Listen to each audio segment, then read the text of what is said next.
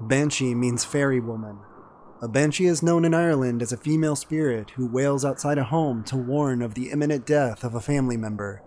Often heard before she's seen, her wailing is so high-pitched that nobody would dare willingly attempt to witness this terrifying spirit. In Ireland, the banshee does not bring or cause death. The ghost warns loved ones that death is near, giving the family a chance to prepare. Some myths even say that she acts as an escort to ensure that their loved ones pass safely to the other side. Stories of the banshee in Ireland have been passed down generation by generation for centuries. Some legends say that the banshee is the ghost of a young woman who was brutally killed. Her death was so horrible that she now watches families and loved ones, warning them of impending death. According to legend, the banshee can also take on many forms. However, in Ireland, she has been most commonly seen as either a beautiful young woman with long flowing silver-white hair, or sometimes red, or as an old woman in rags with dirty gray hair, long fingernails, and sharp, pointed, rotten teeth. Both descriptions also give the banshee eyes, which are noticeably red from crying so much.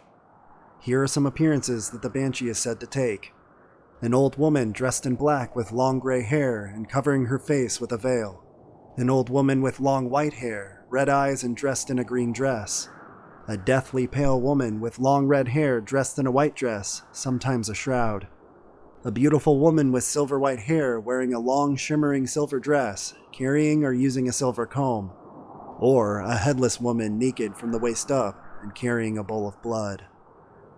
As you can see, there are a few variations on the description of how the banshee actually looks. However, the fear she instills in people who have had the bad luck of hearing her is always the same. What all witnesses of the banshee agree on is the most terrifying, though, is her wailing. The banshee is famous for her long, melancholy keening, which is an Irish word that is used to describe the lament that women use to do over the body of a deceased person to ward off evil spirits. Originally, it was said that the banshee only keened for the families O'Grady, O'Neill, O'Brien, O'Connor, and Kavanagh. However, there are stories from various other families, and that she particularly favored those with an O or a Mick in the surname, such as O'Brien or McNeil, for example. Stories have been passed down through generations of Irish families with their personal experiences and meetings with the banshee, and this family was no different. I remember being told as a young child of an uncle who was walking home on a cold and blustery night. He was probably 3 sheets to the wind after partaking of a snifter to keep the cold out. On arriving home, he told my grandmother that he had tried to comfort an old woman he had met along the way. Describing her, he said, "The old woman was dressed in black with a veil over her face. She was crying and wailing outside the house. Every time he went over to her, she moved away, but all the while kept pointing at the house." My grandmother, with all her knowledge of the old Irish mythology and legends, knew straight away what this old lady represented and hurried my uncle to bed, reassuring him that she herself would have a look for the old woman. Needless to say, she didn't dare do such a thing. Then, sure enough, only 3 days after this strange encounter, my grandmother's brother died peacefully in his sleep.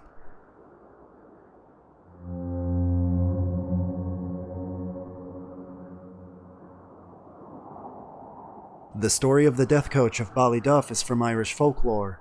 All over Ireland, not only do we listen for the sounds of the wailing banshee, we will also be on the lookout, fearfully so, for the Coiste Bauer, the Irish for the deaf or silent coach. It's more commonly known as the death coach. It is said that if death is upon us, or through someone we know like a family member, then it cannot return from whence it's been sent without a passenger.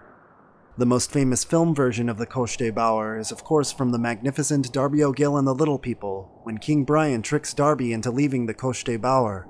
Still, to this day I cannot hear the term Coiste Bauer without conjuring up images of Dolahan or Headless Horseman calling to Darby to enter the death coach from that film.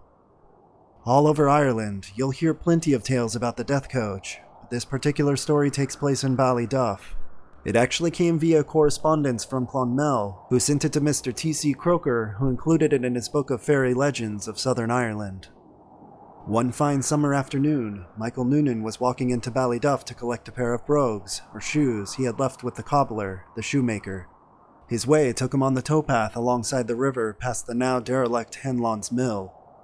To Michael's surprise, he could hear, as clear as a bell, the sounds of the huntsmen and hounds at full cry, even though he knew this couldn't be true as the Duhallow hounds were in a totally different area.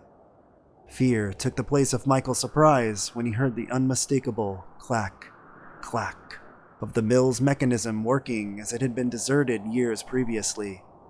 He ran as though the hounds were chasing him all the way to Ballyduff. Upon reaching the cobblers, a breathless but relieved Michael met his old friend and neighbor, Darby Haynes. Darby was a carrier by trade. Wishing to wait for his nephew to get to town, he asked Michael to take his horse and cart home. Michael was only too happy to assist, and certainly didn't fancy the walk home past Hanlon's mill, especially as it was getting dark. The dark, as it turned out, was to be the last of Michael's worries that night. The moon rose full and bright, clearly lighting the road. Michael knew the horse had a hard day's work, so he drove slowly home. Settling comfortably back in his seat, Michael lazily watched the reflection of the moon in the river, letting the old horse lead the way. Michael sat bolt upright suddenly as the reflection of the moon disappeared. It was a cloudless sky, so where had the clouds come from? What Michael saw next turned his blood to ice. Looking around, he saw a large black coach draw silently alongside him. The coach and the 6 coal-like horses were all draped in black. However, as this was not terrifying enough, they were all headless too. The coach quickly came abreast and passed the frightened Michael, the coachman laying his whip soundlessly across the backs of the horses, disappearing as quickly as it had come into view.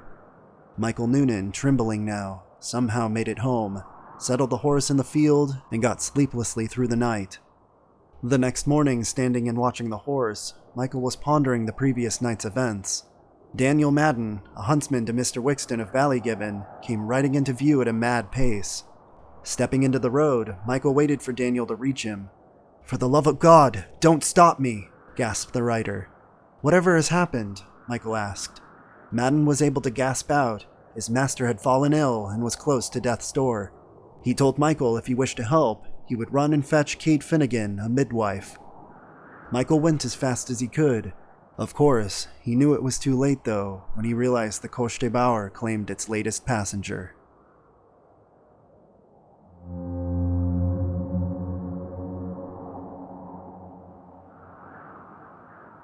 Ghosts in Ireland, like ghosts all around the world, can attach themselves to families, or in particular, family members. The Derrygonelly farmhouse ghosts seem to do just that. This haunting of a family, in particular their daughter, takes place in a Derrygonelly farmhouse. It was located just outside Enniskillen in County Fermanagh, and the events took place in the late 19th century. Farmhouses around the 19th century in Ireland typically consisted of a living room, which would have been used as a kitchen, and 2 rooms off to the side which would have been used as bedrooms divided amongst the family. Of course, there would have been no such thing as electricity, and if you were lucky, oil lamps would have been the order of the day. All cooking and heat would have come from the large open fire burning mainly from wood and turf. This farmhouse consisted of the farmer, who was widowed, his son, and his 4 daughters. The eldest of these children was named Maggie, who was around 20 when the hauntings started, and they seemed to center on her. Stories of haunted farmhouses are 2 a penny in Ireland, but what makes this one unique is not the haunting, but the fact that it was investigated by some high-powered ghost watchers. This included Sir William Barrett, a former president of the Society of Psychical Research, or CPR, and also a distinguished scientist and fellow of the Royal Society. The first sign that anything was amiss was when loud rapping and scratching sounds could be heard throughout the night. Then, objects started to move about. Items would be found outside the farmhouse, especially after a night of continuous banging and rapping noises. Lamps and candles proved impossible to keep in the cottage, and were always found outside in the morning. The father, who was a Methodist, was told to leave a Bible open, its pages weighted down by stones in the room that Maggie and her sisters occupied. This was to be to no avail though, as the stones were removed and indeed the pages of the Bible were found ripped out. Sir William Barrett, a famous parapsychologist, visited along with Mr. Thomas Plunkett from Enniskillen. In his report, quoted in part by Peter Underwood in the Gazetteer of Scottish and Irish Ghosts, states this: "After the children, except the boy and Maggie, had retired to bed, Maggie lay fully clothed on top of the bed so that her arms and legs could be seen at all times. The rest of us settled around the kitchen fire when faint rapping sounds could be heard. These got louder, apparently coming from the walls, the ceilings, and other parts of the bedroom to which the door had been left open. On entering the room with the lamp, the noises stopped, but commenced again once the lamp had been placed in the windowsill. I kept the boy and his father by my side and asked Mr. Plunkett to look around outside. I eventually was able to approach the bed where I saw the younger children asleep and Maggie laying motionless, whereas the noises were still as loud as ever. Under close inspection, there was no explanation for the noises or items moving, but suddenly a pebble landed on the bed beside Maggie with no matter of explanation. Barrett visited the farmhouse on the next 3 nights with other members of the SPR. The events were the same as the noises repeated. Additional experiments were carried out by Barrett and others prompted by the farmer. Barrett asked questions and the answers being given by a number of raps, every time the correct number of raps was given. Finally, one of Barrett's companions, Reverend Maxwell Close, read some pages from the Bible. At first, there was a tremendous din. It gradually got fainter until the noises disappeared by the time he got to the Lord's Prayer. After that, the Darrigon Alley haunting came to a stop.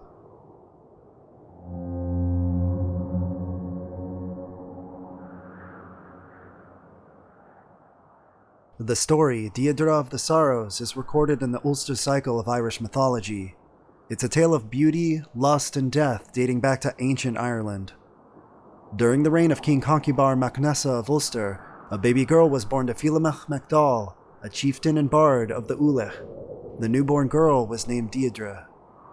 The child was beautiful, and the druid Kaba made a prophecy. As the infant grew, her beauty would increase until she was the most beautiful girl in all of Ireland. However, the child would, because of her beauty, bring sorrow and war upon the country. When news of the child's birth and the prophecy reached Conchobar's capital Éamonn Macha, his royal guards, the Red Branch Knights, decided that in order to spare Ireland the misery, they would take the child Deirdre and kill her. King Conchobar, however, ordered that the child should be placed in the care of the poetess Líbrecam, so that when she reached the age of consent, he himself would marry her and have as his wife Ireland's greatest beauty. As Deirdre grew, the words of the prophecy were fulfilled and her beauty increased. One day in the midst of winter, she witnessed ravens feeding on the corpse of a lamb. Horrified at the sight, she promised that she would allow love into her heart only for a man whose hair was as black as a raven's wing and whose lips would be as red as lamb's blood. As she neared the age of maidenhood, she was walking on the ramparts of Éamonn Macha when she saw a young man approaching. He had night-black hair and lips as red as lamb's blood, and he was the most handsome of men. Deirdre immediately knew that this was the love of her heart. "Who is he?" she asked Líbrecam. "That is Nisha, the eldest son of Usna, who is the husband of Epla, the daughter of Kaba, who foretold of your beauty," answers the poetess. "Why do you ask?" Deirdre smiled and whispered, "This is my love. Can you help me to meet him?" The poetess agreed and arranged a meeting between the young pair. When Nisha saw Deirdre, he immediately fell deeply in love with her.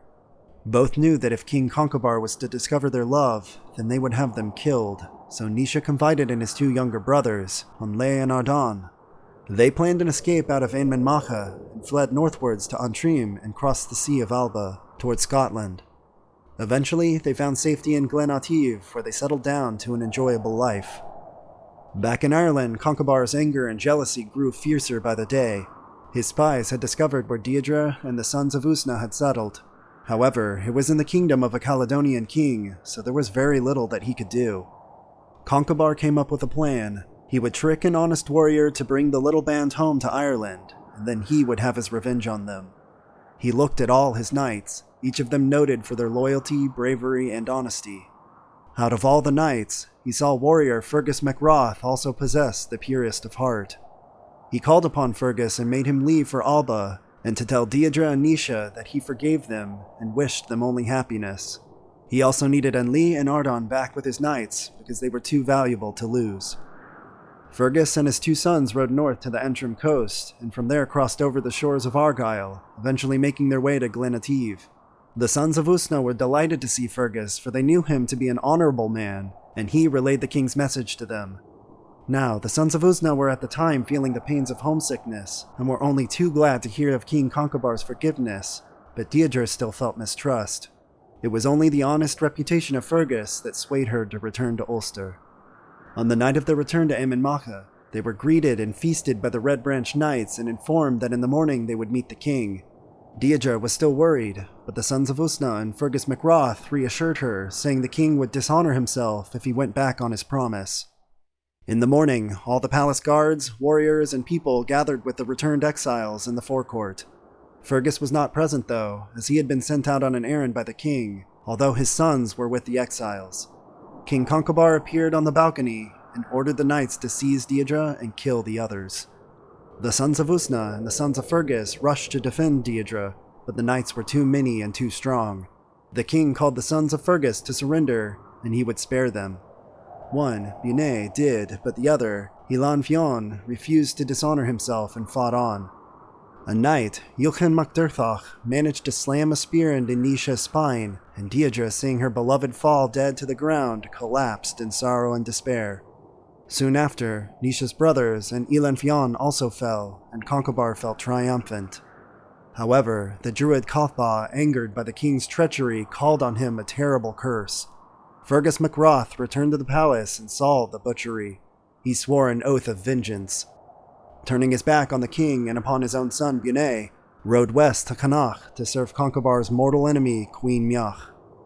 Concobar then had Deirdre taken to his quarters, but she in deep hatred refused ever to speak to him. After a year, he grew tired of her sullen silence. His lust for her turned cold, and so he had her bound hand and feet and thrown into a chariot. She was, as a reward, to the man she hated most after himself, the warrior Johann MacDurthach, who had slain her beloved Nisha. On her way to Johann, she managed to throw herself from the chariot and smashed her brains out upon a rock. Her broken body was placed into the ground near where Nisha lay in death. Soon, a tree grew out from each grave and grew in close embrace. The tale of Deirdre of the Sorrows from Irish mythology remains popular and has been told by many authors and playwrights. The Irish Naval Service named the ship after Deirdre of the Sorrows. The L.E. Deirdre was launched in 1972.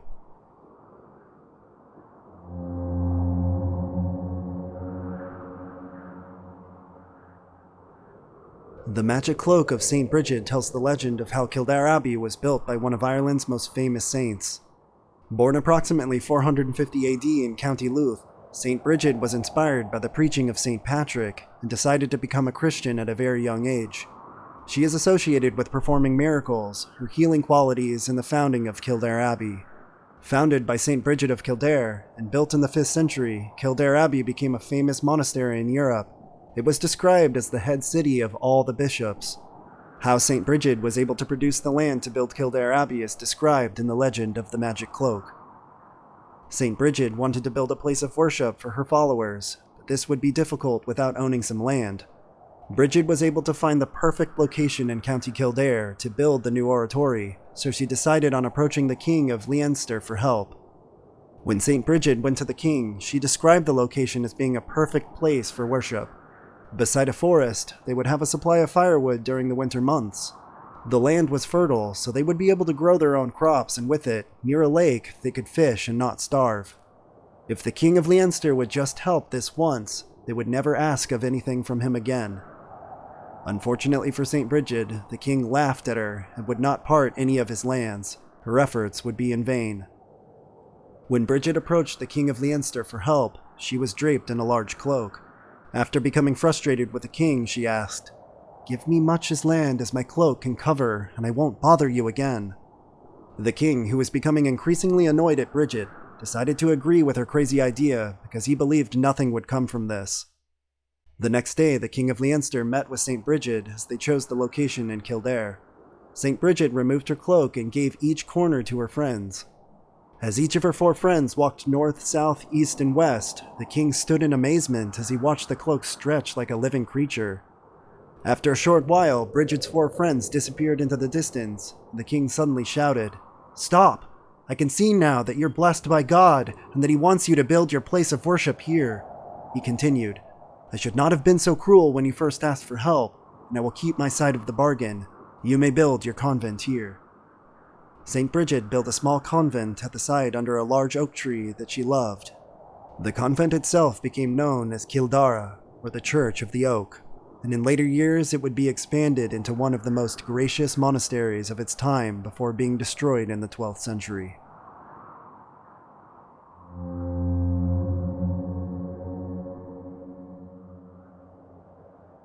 Not strictly an Irish folklore tale, but as Mary Carrick did immigrate to America from Ireland, we decided this ghost story was worth including. This story was told to Atlantic Monthly in August 1868 by a Mr. H.A. Wallace, himself a witness to the following baffling yet sad events surrounding Mary Carrick. He entitled it, A Remarkable Case of Physical Phenomena. Not much is known about Mary Carrick, other than she was a bright but illiterate, healthy young woman who immigrated to America from Ireland in May 1867. She quickly found work with the Wallace family, and things went well for the first 6 weeks, but then the bells in the kitchen began to ring. They rang at different intervals throughout the day, though no one was pulling the cords and they were 3 meters high up on the walls. The Wallace family then decided to disconnect the bells, but they continued to ring, but only if Mary was in the room or in the room next door. Then the ringing got worse, more violent throughout the day and night. Banging and rapping started on the walls and windows, always close to the room where Mary was working. Mary herself could offer no explanation and actually became hysterical. Terrified of being sacked, she pleaded with the Wallace family, "Please, please don't send me away." As Mary had just arrived from Ireland, she was totally alone in America. She had no one to turn to, so when some spiritualists heard about the events surrounding Mary, it was the Wallace family who tried to protect her and would not admit the spiritualist to the house. Mr. Wallace believed that there must be some sort of rational explanation for what was going on. He believed the rapping noises, etc. must be caused by some sort of electrical phenomena. He even went as far as conducting experiments around Mary, like placing glass insulators under her bed to see if an electrical current surrounded her, but they remained still while other objects moved around her instead. During these attacks, Mary would become unexplainably clairvoyant, totally flummoxing Mr. Wallace. The events in the Wallace household started to get more and more violent. Chairs tipped, crockery flew across the room, tables lifted into the air and then landed on their sides. A heavy stone washing slab lifted into the air and then shattered onto the floor. Then, in August 1867, things came to a climax. The banging and rapping got more ferocious, pails of water tipped over, heavy furniture would just fly across the room. The Wallace family decided to send Mary away for a rest. She was nearing the point of collapse. Things in the Wallace household fell quiet for a while, but as soon as Mary returned, all hell broke loose again. Happenings came to an end in the 12th of September, 1867, when Mary suffered a breakdown and was taken to an asylum. She briefly tried to return to work for the Wallace family, but decided to return to the asylum for her safety. It was here she quietly worked as a maid for the rest of her life.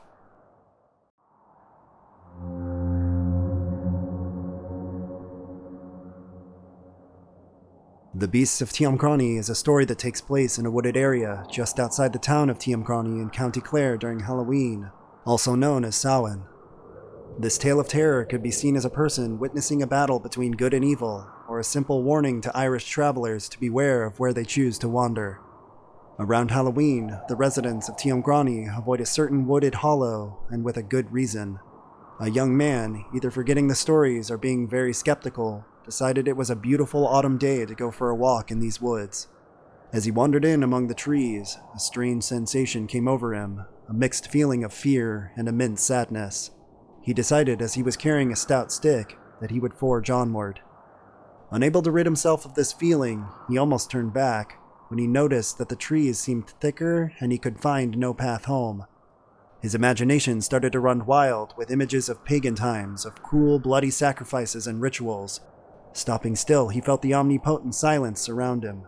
Gone was the beautiful autumn day. Not a ray of sunshine could break through the suffocating trees, nor could he hear the birds singing to one another. Suddenly, movement in the bushes caught his eye, and he saw a huge black dog that he thought must be a stray wandering far from home, until it turned to face him.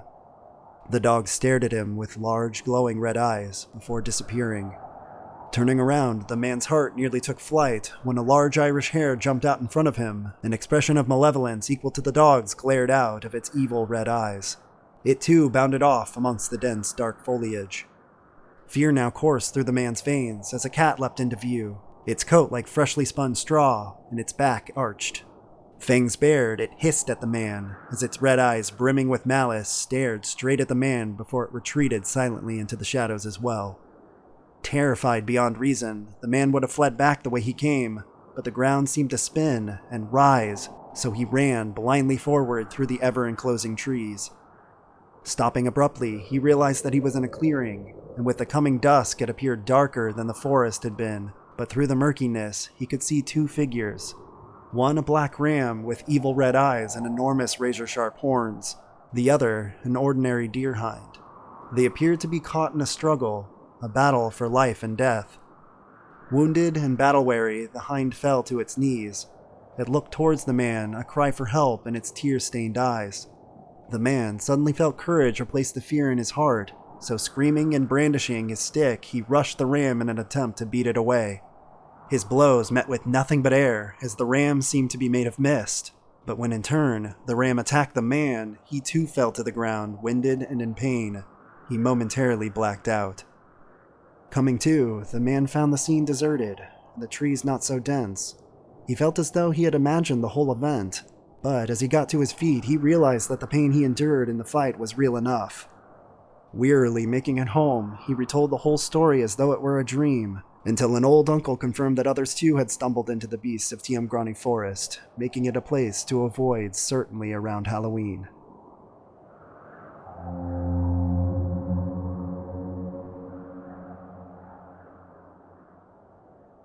Ireland is a land of myth and mystery, a land rich in stories of the supernatural, of the fantastic.